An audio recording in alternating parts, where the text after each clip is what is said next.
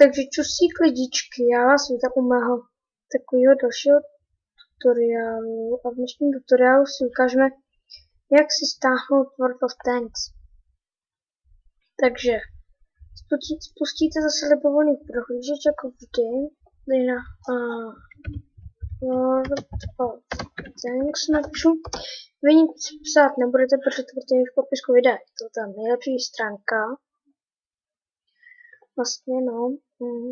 A pak vidíte, že já to mám tady takhle, vidíte, jo. A mám to tady už spuštěný, protože za chvíli to budu ještě hrát.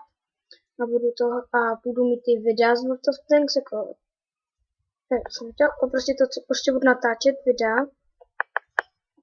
A vlastně, jak budu natáčet ty videa, tak budu natáčet i s mým mladším bráchou, tomu je asi 8, ale taky hraje dobře World of Tanks.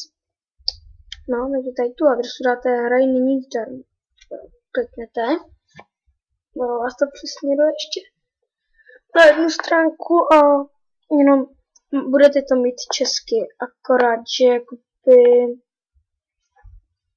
budete hrát na evropských serverech. Dáte tady akorát stažení hry a pak už to stáhnete. A jinak bude se to chvíli stávat, protože vlastně pak když si to stáhnete a nainstalujete, tak vám tady bude něco běhat takhle. No jako taky ty aktualizace a takový, a to je dlouho, to je klidně přes hodinu a půl. Já mám celkem rychlý notebook, takže jsem to měl tak za půl hoďky. No a vlastně to je všechno. Nic víc prostě už dělat nemusíte, je to úplně lehký, takže si myslím, že to jako zvládne každý nainstalovat. No, takže tohle to měl být takový menší tutoriál, takže já jsem rád, že jste se koukli, zanechte prosím nějaký like nebo i odběr.